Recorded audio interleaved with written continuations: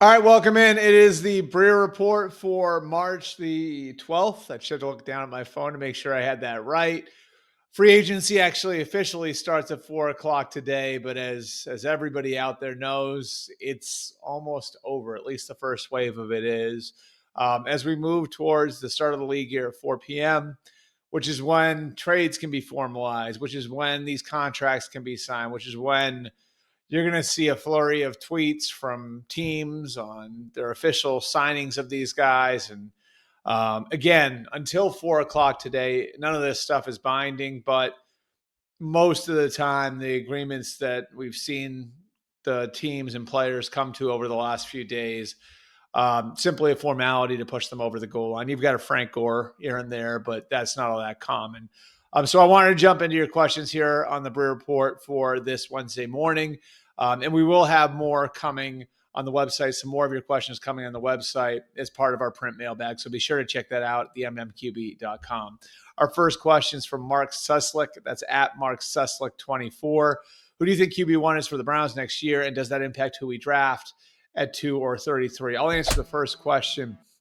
My guess right now would be Kirk Cousins. Is it the ideal answer for them? I think it kind of is. And the reason why is over the next 2 years, they're going to be working around $92 million in guaranteed money for Deshaun Watson. $46 million in 25, $46 million in 26. There is no getting out of that. He's obviously coming back off the Achilles injury. And that is a piece that is sitting there on your cash budget. It is sitting there on your salary cap. If you push it forward, you're going to have to deal with it later, but it's something that you're having to work around right now. And in working around it right now, because the position has gotten so expensive, because we've seen guys like Daniel Jones going for $14 million to the Colts, Justin Fields going for $20 million a year to the Jets, it's become harder to work around something like that, not easier. And because of Kirk Cousins' contractual situation with the Falcons, you've got, I think, an ideal spot there for him. He can come in and hit the ground running because he played for Kevin Stefanski in Minnesota in 2018 and 2019. Stefanski was actually his play caller in 2019, so has a good idea of how to deploy Kirk Cousins. And it can buy them time to find their next quarterback. And that's where I'm going to get to your next question here. I don't think signing Kirk Cousins, if it happens, and again, we don't even know if the Falcons are going to make him available at this point. He did go in and talk with ownership last week. He told them that he does want to go start somewhere in 2025. As it stands right now, he won't have that opportunity in Atlanta because Michael Penix is there. And there is a deadline coming for Kirk Cousins in that on Monday, $10 million for 2026 in his contract becomes fully guaranteed. So that's really where the rubber meets the road with this one. We don't have to go into all the ins and outs of that. That's going to be on the Falcons to make that decision. But one way or the other, if they are able to get Kirk Cousins, whether it's by trade, which I think would have to come through some reworking of the contract, and maybe the Browns picking up some of what the Falcons owe him, or through him getting released, which we'll see if that happens. The Falcons say they aren't going to do that, but Kirk Cousins would at least buy them time to develop a young quarterback. It would not preclude them from taking a quarterback at 2. I certainly think there is a scenario where they wind up with a Kirk Cousins and a Cam Ward or a Shedeur Sanders at 2. Now, do I think they're there yet as far as who they would take at 2? Probably 90% of the way there. And I think that, that's going to inform their decision-making on Cousins. But again, if they like one and not the other, and a lot of the league likes Cam Ward a whole lot more than Shedeur Sanders, then they don't control whether or not they're going to get him unless they trade up to 1, which is another reason I think to try to get a veteran answer on the roster so you can compete for a playoff spot next year. I think what having Cousins would do, though, is make it so you don't feel like you have to take 1 and 2.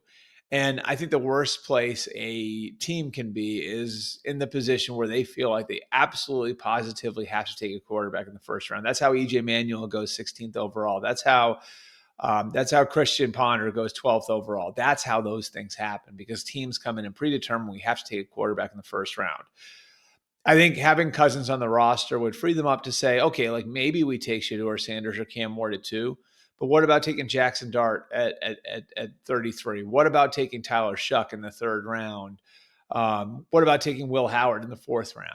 Like you can look at those ideas a little bit more realistically if you have a guy that can start on the roster on Kirk Cousins. So I think it is a little bit of a sliding scale type of thing where having Cousins on the roster makes it so you don't have to take one at all. You probably want to take one and put one in your program and put one in the pipeline and get him ready to develop. But you at least don't feel the pressure to do it. And if you want, you can look at it and say, we're going to go with Cousins now. We'll take one in the 4th or 5th round. We've got Kenny Pickett on the roster now.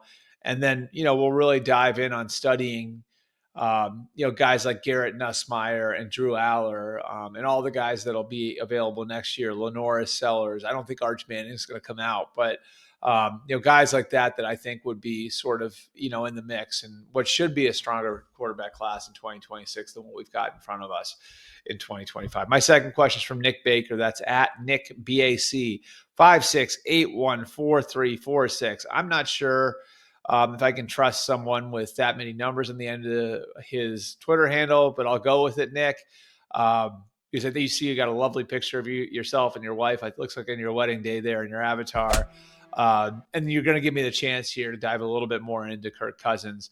What's going on with Kirk Cousins? So he went in last Wednesday. He'd asked for a meeting with Arthur Blank. He got the meeting on Wednesday night. They sat down. They had a good discussion. My understanding, it was cordial. It was professional. Kirk Cousins told Arthur Blank, I want to go somewhere where I can start next year. Arthur Blank, basically his message was, we're going to do what's best for the Falcons. So here's what the Falcons are looking at. It's either you take on the sunk cost of $90 million for 1 year and cut him. You decide you're going to have him as your backup and you allow the $10 million on Monday to vest.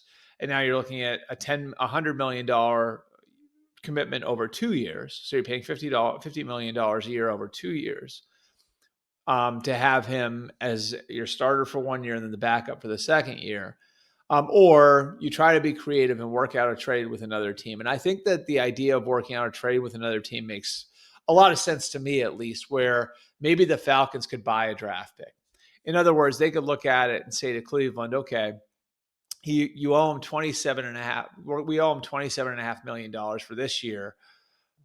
What if we give you $15 million? And we say, we're going to pay $15 million of Kirk Cousins money. We'll convert that to a signing bonus. We'll pay it down right now. And you will have Kirk for, that would be $12.5 million. You're still responsible for the $10 million guaranteed next year. Then you've got to work out an agreement with him for next year, where you come to a number next year that's over $10 million. And you give us a draft pick for paying down that money. So say that's a 4th round pick. I think that could make some sense. The Browns have been creative about these things in the past. Ultimately, I think the question with the question with Kirk and with the Browns and with the Falcons is, does this turn into a staring contest over the next few days where no one wants to make a move and that money vests? And now you're in a position where the Falcons aren't going to cut him anymore.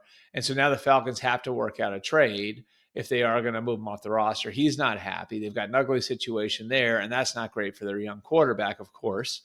Because I don't think Kirk Cousins is going to show up to anything in the spring if they go through this. And then, what does this look like in training camp? What if Michael Penix has a tough month to start the season? Do you have these sorts of, calls for Kirk Cousins to come in and play? And Raheem Morris' second year. It's a complicated situation. It's complicated because of the contract. It's, I don't think the poor intentions of anybody to be in this spot. It's just what they are right now. And I think there is some value in acquiring Kirk Cousins if you are the Browns or another team, maybe the Giants, where you look at it and you say that Achilles injury was to his plant foot. He's older. Second year coming back off the Achilles, he should be better. Is there something there? So this is I think remains a fluid situation that's a little bit unpredictable. There's a lot going on, and I hope you guys didn't have your eyes glazed over listening to me going through all the minutia of it. But it is complicated by the contract first and foremost, by the $10 million guarantee that vests on Monday. All of that is going to play into the way this plays out over the course of the next few days. And again, like that's a really important checkpoint coming there on St. Patrick's Day, which is Monday. Finally, question number 3 from Ryan Miller. That's at Bud Lightyear 76. What team do you think is most likely to sign Cooper Kupp? I think Cooper Kupp would most want to go to a team that's ready to compete for a championship. So look at what the Bills just did in bringing in Joey Bosa. Would Cooper Kupp make some sense, for Buffalo? I don't know. They've got Khalil Shakir there as a slot guy. Could make some sense. The Chiefs have shown a willingness to bring in older players. They had a couple of those guys on their roster, and Juju Smith-Schuster and DeAndre Hopkins last year. Could the Chiefs look at it and say, Cooper Kupp would be good insurance on Rashee Rice coming back off of the injury? And if we have to play both of them at the same time, we can find a way to make that work. The Chiefs would make some sense.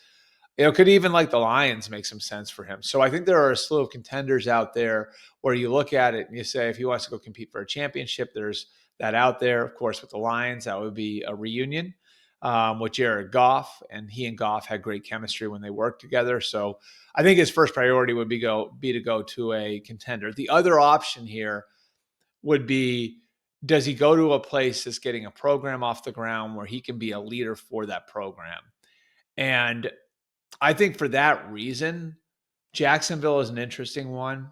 Liam Cohen is there. Liam Cohen, of course, was with him on 2 different occasions in Los Angeles.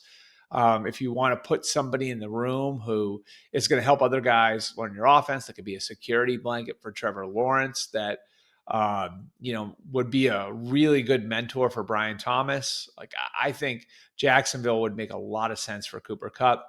New England could be another team that are looking for receiver help. They're looking to help their young quarterback and Drake May. Again, like the Patriots had a lot of issues in the receiver room last year. Putting a grown-up in the receiver room would be helpful for them. They have Thomas Brown on their staff. Of course, Thomas Brown was with Cooper Kupp in Los Angeles, so there's some familiarity there. So to me, that's what this is about for Cooper Kupp. Do you want to go somewhere on a cheap deal to try to chase the championship with a contender?